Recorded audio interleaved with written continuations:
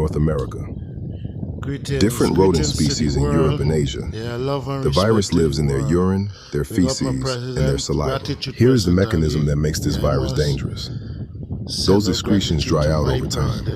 They break down into microscopic particles that become suspended in the air of an enclosed space. And when a human being breathes in those particles, that is the moment of exposure. Think about what kind of situation creates that.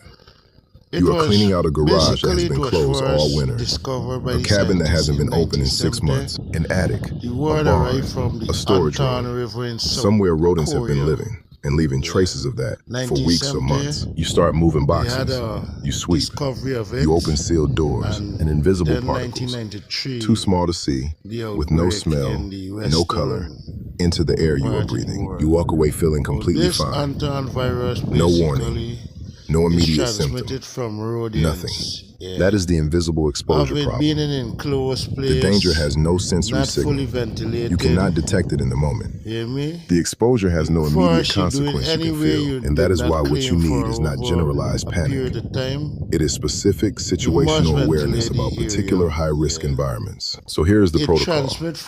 If you ever need to clean an enclosed space where rodents have been present, before you touch a single thing, open every window and door you can access.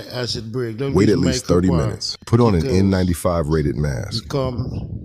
Mix a solution of 1 part household bleach to 10 parts water. Spray all surfaces before you wipe anything. Never dry sweep.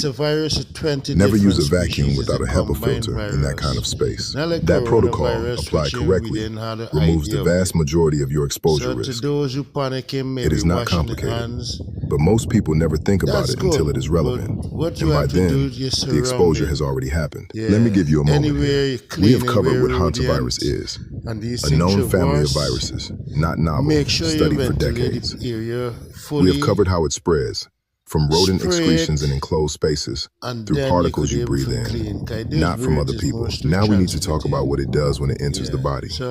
And this is where the numbers require some honesty. There are 2 major disease presentations caused by hantavirus. They attack the body through entirely different mechanisms. The first is called hantavirus pulmonary syndrome.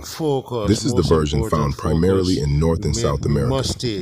It begins like influenza, fever, muscle aches, fatigue, headache. The patient feels terrible, but assumes a common illness. They rest.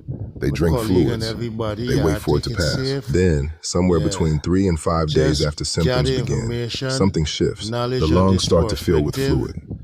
The accumulation can be rapid. The patient begins struggling to breathe, and in severe cases, that struggle can become critical.